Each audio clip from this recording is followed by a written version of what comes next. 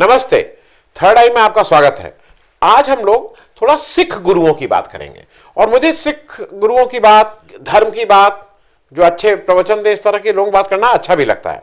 और इसका एक कारण है। कारण यह है कि अभी हाल के दिनों में आपने देखा कि महात्मा गांधी जी को अब एक तरह से जो बीजेपी की नई पार्टी है, जो नई सरकार है, इसने अडॉप्ट कर लिया है। ये माना जा रहा है कि महात्मा गांधी जी उन्हीं के चलाए हुए पद चिन्हों पे ये चल रहे हैं, इस तरह का इंप्रेशन है। सरदार पटेल को अब इन्होंने, उसका कॉपीराइट भी अब बीजेपी के पास हो गया है।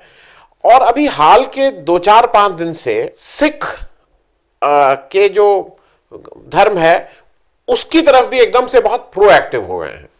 हमारे प्रधानमंत्री जी गुरुद्वारा रकाबगंज गए, गुरु तेग बहादुर को याद किया। कल उत्तर प्रदेश में मुख्यमंत्री ने अपने आवास में जो 4 साहबजादा गुरु गोविंद सिंह के थे, जिनकी शहादत हुई थी, उनका एक कीर्तन अपने सरकारी आवास पे रखा और फिर कहा कि अब उत्तर प्रदेश की सारे पाठ्यक्रम में इन 4 साहबजादाओं की जो कहानी है वो बताई जाएगी, इत्यादि इत्यादि। लेकिन एक तरफ तो आप ये कर रहे हैं, एक तरफ आप जो आंदोलन कर रहे हैं सिख किसान, उनको आप खालिस्तानी कह रहे हैं, उनको आप टुकड़े टुकड़े और पाकिस्तान के एजेंट और चीन के एजेंट मालूम नहीं क्या क्या कह रहे हैं। मतलब उनको एक तरह से डिस्क्रेडिट करने में आप कोई कोर कसर नहीं छोड़ रहे हैं। मुझे ऐसा लगा कि मैं एक बार आपसे थोड़ा शेयर कर लूं जिस ढंग से मैं देखता हूं इन चीजों को। देखिए, सिख धर्म के बारे में हम सब लोगों को यह अंदाज है कि हम लोग इसको हिंदू धर्म जैसा ही मानते हैं। मतलब हम लोग कोई इसमें भेदभाव नहीं करते। हमारे लिए जैसा हिंदू वैसा सिख सब। गुरुद्वारे उसी तरह से जाते हैं। केश रखे हुए सिख जो हैं वो गुरुद्वारे, भाई उनका तो गुरुद्वारा है, लेकिन जो बिना केश के बहुत से पंजाबी मित्र हैं, और पंजाबी क्या, जैसे मैं पंजाबी नहीं हूं लेकिन मैं भी गुरुद्वारा जाता हूं, मैं भी लंगर खाता हूं, अमृत छकते हैं लोग। मतलब ये सारी चीजें वहां पे कॉमन है हमारी और उनके ट्रेडिशंस में। मैं जल्दी से आपको 10 गुरु का एक जल्दी से रैपअप दे दूं तो आपको कुछ चीजें समझने में आसानी होंगी। गुरु नानक हिंदू थे, उनके माँ बाप हिंदू थे और उनका जन्म 14 अप्रैल 1469 में हुआ था। उसके बाद उसी समय से कहा जाता है कि सिख धर्म की वही शुरुआत थी। That is the beginning of Sikh religion. Guru Nanak के बारे में खूब पता है लोगों को, सब कुछ पता ही है, इसलिए मैं उसके बारे में ज्यादा नहीं कह रहा हूं। अभी कार्तिक पूर्णिमा, गंगा स्नान, और उसी दिन कार्तिक पूर्णिमा के दिन ही गुरु नानक का जन्म भी हुआ था। जो दूसरे गुरु थे, गुरु अंगद देव जी। गुरु अंगद देव जी नाम मैं इसलिए ले रहा हूं कि ये भी हिंदू थे और ये गुरु नानक के लड़के नहीं थे। गुरु अंगद देव गुरु हुए। और जब ये सिखों के गुरु हुए उससे पहले दुर्गा भक्त थे। और एक चीज और बता दूं कि इन्होंने मुगलों के जो शासक हुमायूं थे, वो जब शेरशाह सूरी से हारे थे और इनके पास आए तो इन्होंने उनको आशीर्वाद दिया था, और यह आशीर्वाद दिया था कि तुम्हें अपना खोया हुआ तख्त फिर वापस मिलेगा, तुम फिर हिंदुस्तान के बादशाह बनोगे। गुरु अंगद देव जी के बाद गुरु अमरदास जी आए। गुरु अमरदास जी 7 साल की उम्र में सिख धर्म के अनुयायी बने। उससे पहले वो प्रैक्टिसिंग हिंदू थे। फिर इन्होंने बहुत काम किया। इन्होंने बहुत काम ये किया कि इन्होंने सोशल जो उस समय की समस्याएं थी उसको एड्रेस किया। पर्दा प्रथा, सती प्रथा, इसका विरोध किया, इसको समाज से निकालने की कोशिश की। स्वर्ण मंदिर जहां बना है उस साइट को इन्होंने, उसका चुनाव किया। और इनके बारे में एक कथा और ये प्रचलित है कि एक बार अकबर आए इनके पास इनसे मिलने। इन्होंने अकबर से, ना ये अकबर को रिसीव करने गए ना अकबर को सीधे इनके आए। इन्होंने कहा भाई पहले संगत में बैठ के तुम लंगर खा लो। और इसको चाहे कोई जैसे भी देखे, मैं अकबर की भी महानता कहता हूं कि देश का बादशाह था, उसने भी जाके मतलब लाइन में बैठ के, जमीन पे बैठ के लंगर छका। लंगर छकने के बाद वो संगत में आके जमीन पे बैठे और वहां से बैठे इन्होंने गुरु अमरदास जी से बातचीत की। तो गुरु अमरदास जी ने उस समय हिंदुओं के ऊपर, एक हरिद्वार जो जाते थे जो तीर्थयात्री, उनके ऊपर एक टैक्स लगता था, तो अकबर से उस टैक्स को विड्रॉ करने के लिए कहा और अकबर ने इसको माना भी। गुरु अमरदास जी के बाद गुरु रामदास हुए। गुरु रामदास अमरदास जी के दामाद थे। मतलब ये सारे लोग बॉर्न हिंदू थे और इन्होंने ही फिर अमृतसर शिफ्ट किया। और अब से हम देखते हैं कि गुरु रामदास जी जो चौथे गुरु हुए और उसके बाद 5 से 10वें गुरु तक सीधे गुरु रामदास के ही मतलब परिवार के हैं, उनके डायरेक्ट डिसेंडेंट हैं। और फिर जो बेटों का मतलब उस तरह से गद्दी पे उन्हीं के लोग आना शुरू हुए, उनके परिवार के लोग आना शुरू हुए। 5वें गुरु गुरु अर्जन देव जी हुए। कुछ लोग इनको अर्जुन बोलते हैं लेकिन नाम उनका अर्जन देव था।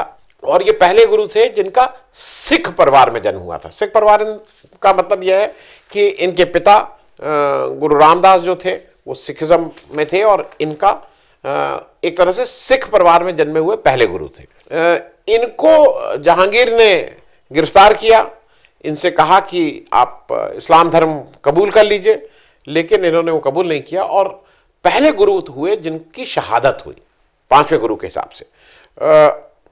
हालांकि इसके पीछे एक थ्योरी ये भी है कि कारण ये था मूल कि इन्होंने जो जहांगीर का दूसरा भाई खुसरो था उसका सपोर्ट करते थे और वो वॉर ऑफ सक्सेशन एक तरह से होता ना पावर स्ट्रगल में, चूंकि खुसरो को हटा के जहांगीर बादशाह बन गया था तो उसने उसका बदला इनसे लिया था। इनका दूसरा एक ये भी है कि हिंदू धर्मावलंबियों को, हिंदू धर्म मानने वालों को डिफेंड करते थे, इस वजह से भी जहांगीर इनसे नाराज था। इसके बाद 11 वर्ष की आयु में गुरु हरगोविंद जी, गुरु अर्जन देव जी के जो पुत्र थे वो गुरु बने और उन्होंने सिखों में मिलिट्री ट्रेडिशन वाली चीज डाली। मतलब उन्होंने सिखों को एक लड़ाकू कौम के रूप में इस्टेब्लिश किया। उन्होंने कहा कि शारीरिक बल, अस्त्र शस्त्र चलाने का ये सब ज्ञान होना चाहिए और उन्होंने कुछ लड़ाइयां लड़ी जिसमें उन्होंने मुगलों को हराया भी।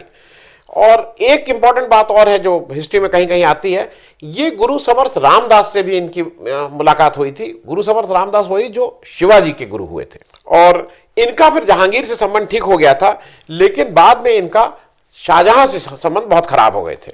अच्छा, 7वें गुरु हुए गुरु हरराय जी। गुरु हरराय जी गुरु हरगोविंद जो 6th गुरु हुए थे उनके पौत्र थे, मतलब ग्रैंडसन। इन्होंने गुरु हरराय जी ने इन्होंने दारा शिकोह का साथ दिया था और इस वजह से औरंगजेब इनसे नाराज हो गया था। ऐसा भी कहा जाता है कि इन्होंने दारा शिकोह की उस समय जब पावर स्ट्रगल चला था जान भी बचाई थी। औरंगजेब ने क्या किया, जो राम राय थे इनके लड़के, जो गुरु हरराय जी के लड़के थे, राम राय जी को बुलाया और उनसे कुछ कहा कि तुम इस जो इनका आदि ग्रंथ था उसकी कुछ वर्सेस चेंज करने को, वो उन्होंने चेंज कर दी।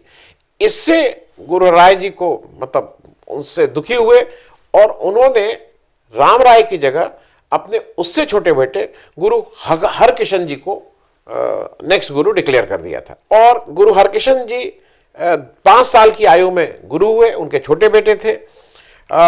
और उसके बाद का इंसिडेंट यह है कि ये इनके ऊपर बहुत प्रेशर था, 5 ही साल की उम्र थी, तो इनको दिल्ली बुलाया गया और दिल्ली में आके जहां रहे वो गुरुद्वारा बंगला साहब उस जगह को कहते हैं। और गुरुद्वारा बंगला साहब उस समय राजा मान सिंह जो मुगलों के साथ थे उनका घर था, मतलब उनका महल था, वहां पे ये रहे। और ऐसा कहा जाता है कि उसी समय दिल्ली में चेचक का प्रकोप हुआ था और बहुत से लोगों को चेचक उनका बचाने के चक्कर में ये चेचक के प्रकोप में आ गए और वहीं इनकी मृत्यु हुई थी। 7 साल की उम्र में इनकी मृत्यु हो गई थी। 9वें गुरु हुए गुरु तेग बहादुर। गुरु तेग बहादुर गुरु हरगोविंद जी जो 6ठे गुरु थे उनके सबसे छोटे बेटे थे। तो मतलब जो 8वें गुरु हुए उनके एक तरह से चाचा हुए, मतलब अंकल वाले पद के। ये दूसरे गुरु थे जिनको एग्जीक्यूट किया था, औरंगजेब ने इनको एग्जीक्यूट किया था और वही जगह गुरुद्वारा शीशगंज चांदनी चौक में किया था। पब्लिक एग्जीक्यूशन था, लोगों में डर फैलाने के लिए चांदनी चौक में उसका एग्जीक्यूशन हुआ गुरु तेग बहादुर का। और उनका जो अंतिम संस्कार था वो गुरुद्वारा रकाबगंज जहां है वहां पे हुआ था। एक चीज और समझ लीजिए कि गुरु तेग बहादुर ने जो उस समय चूंकि मुगलों का बहुत ज्यादा हिंदुओं के ऊपर एक अत्याचार बढ़ रहा था, तो उसको रोकने के लिए और खास करके कश्मीरी पंडितों के मामले को ठीक से उठाने के लिए उन्होंने उसका विरोध किया था और खुलेआम विरोध किया था। और वो जानते थे ऐसा है, इसीलिए अपने शहादत से पहले ही उन्होंने गुरु गोविंद सिंह अपने बेटे को गुरु डिक्लेयर कर दिया था। और ये जब रोपड़ में पहुंचे थे तो इनको गिरफ्तार कर लिया गया था। इनको गिरफ्तार करके वही हुआ जैसे जो धर्म के नाम पे होता है कि भाई इस्लाम धर्म कर लो, इन्होंने नहीं माने थे। लेकिन गुरु तेग बहादुर के बारे में एक चीज, दो चीजें बहुत जानना आवश्यक है। गुरु तेग बहादुर बहुत ज्यादा घूमे थे, पूरे हिंदुस्तान का उन्होंने यात्रा की थी, आसाम तक गए थे, पटना तक गए थे, पटना में ही गुरु गोविंद सिंह का जन्म हुआ था, उसके बाद अयोध्या आए थे, मतलब पूरे पूरे हिंदुस्तान को इन्होंने ठीक से देखा था। और दूसरा, ये पुराण, वेद और उपनिषद के बहुत प्रकांड पंडित थे, तो इन्होंने इन धर्मों का भी ठीक से अध्ययन किया था। और हमारे जो 10वें और अंतिम गुरु जिनको कहा था, गुरु गोविंद सिंह साहब थे। गुरु गोविंद सिंह साहब 9 साल की उम्र में ही इनको पिता की चूंकि हत्या कर दी थी औरंगजेब ने, इनको गुरु बने। इनके 4 लड़के थे, 2 लड़के लड़ाई में मारे गए और 2 लड़कों को मुगलों ने फिर कत्ल किया, औरंगजेब ने। और गुरु गोविंद सिंह की सबसे बड़ी बात यह है कि इनका जो चीज आपको भी समझना चाहिए, 1699 में खालसा पंथ जो होता है, जो सिखों का खालसा पंथ है, उसकी शुरुआत की। उसकी शुरुआत की कहानी भी 1 मिनट में बता दूं क्योंकि वो इंटरेस्टिंग है। इन्होंने एक बार सब लोगों को इकट्ठा किया और कहा कि भाई अब मुझे इसके लिए कुछ लड़ाकू लोग चाहिए जो अपनी जान देने को तैयार हो, वॉलंटियर करो। तो पहला वॉलंटियर आया, उसको ले जाके अंदर ले गए और उसका गला काट के बाहर आए, तलवार दिखाई कि भाई उसने अपनी शहादत दे दी। ये करते करते 5 लोगों की इन्होंने शहादत की। फिर जब 5 हो गए तो 5 को बाहर लेके आए, कहे कि नहीं, उनको मारा नहीं था, तलवार दिखा रहे थे, ये देखना चाह रहे थे कि सेक्रीफाइस कितने लोग करने को तैयार हैं। उन 5 लोगों को इन्होंने पंच प्यारे बोला। उसके बाद अपनी तलवार से ही जो गंगा जल या जो भी वो था उसको अमृत बोला गया, वो उनको चखाया, जैसे बेपटाइज जिसको कहते हैं हम लोगों के हिंदुओं में, एक तरह से जनेव का वो एग्जैक्ट वो चीज नहीं है, लेकिन अमृत चखाया और वो पहले 5 खालसा कहलाए गए। उसके बाद इन्होंने एक काम ये किया कि इन्होंने उन 5 खालसा लोगों से कहा कि तुम अब मुझे खालसा बनाओ, खालसा पंथ में। तो गुरु गोविंद सिंह खुद 6ठे खालसा के रूप में आते हैं। और एक काम और इन्होंने किया, इन्होंने इन खालसाओं को टाइटल दिया सिंह, और तब से इनका नाम, उससे पहले गुरु गोविंद राय था, उसके बाद इनका भी नाम बदल के गुरु गोविंद सिंह हुआ। और उसके आगे की कहानी आप जानते ही, उसको मैं ज्यादा एलोबरेट नहीं कर रहा हूं। सिर्फ जानकारी के लिए बता दूं कि 1607 में औरंगजेब की मृत्यु हो गई और 1608 में गुरु गोविंद सिंह भी नहीं रहे। गुरु गोविंद सिंह ने अपने बाद ये कहा था कि अब जो गुरु ग्रंथ साहब है वही हमारे गुरु के रूप में चलेगा। ये गुरु जो परंपरा है वो कुल 239 साल की है। मैं जिस वजह से मैंने इसको कहा था कि ये हमारे लिए बहुत गौरवपूर्ण बात है, और अभी इनको अगर कोई कुछ इस तरह के किसान आंदोलन के समय इन लोगों को जिन्होंने 240 साल तक हमारी परंपराओं की रक्षा की थी, उनको अगर कोई इस तरह से गाली दे रहा है तो मुझे लगता है कि वो देश को गाली दे रहा है और अपने धर्म को गाली दे रहा है। क्योंकि 2 चीजें बता दूं, 2 चीजें मुझे अजीब सी लगी। धर्म को आप इस तरह से इतने वो क्यों कैजुअली ले रहे हैं? अभी रकाबगंज जा रहे हैं आप, पहली बार मुख्यमंत्री आवास में साहबजादा लोगों को याद किया जा रहा है। पिछले वर्ष ही गुरु नानक के 550 साल पूरे हो रहे थे। कहीं देश में लगा था आयोजन, कहीं लगा था जो इवेंट करने में तो माहिर लोग हैं, ये आपको कहीं लगा था कि गुरु नानक के 550 साल पूरे हुए हैं? सिख लोगों को छोड़ दीजिए और गुरुद्वारा छोड़ दीजिए, कहीं इस तरह से सरकार ने स्पॉन्सर किया था। और चलते चलते अंतिम बात इसलिए जरूरी है कि हम सब लोग जो सिख को समझते हैं हिंदू धर्म के रक्षक के रूप में देखते हैं, अगर धर्म की बात करें तो। और आपने अभी राम जन्मभूमि का एक कमेटी बनाई, वो एडमिनिस्ट्रेटिव कमेटी है, उसका कोई पूजा पाठ नहीं, वो कैसे निर्माण होगा ये सब बनाया आपने, क्या क्या होगा। उसमें आपने 15 हिंदू रखे, क्या एक भी सिख उसमें जगह नहीं पा सकता था? अगर आप उसको ये दिखा रहे हैं कि भाई सिख तो हमारे पार्ट हैं और हम लोग का बड़ा प्रेम है, आप उस 15 में एक सिख आपको पूरे देश में नहीं मिला जो उस राम जन्मभूमि का पार्ट हो जाता। क्योंकि गुरु नानक, चाहे गुरु तेग बहादुर और गुरु गोविंद सिंह भी बहुत बाल्यावस्था में यहाँ आए हुए हैं, ये सब लोग अयोध्या आए हुए हैं, तो वो रिलेशनशिप कहीं ना कहीं है। आज मुझे ऐसा लगता है कि किसानों का जो आंदोलन है वो एक तरह से उन सिखों को अगर कोई गाली दे रहा है तो वो अपनी मातृभूमि को गाली दे रहा है, अपने धर्म को गाली दे रहा है।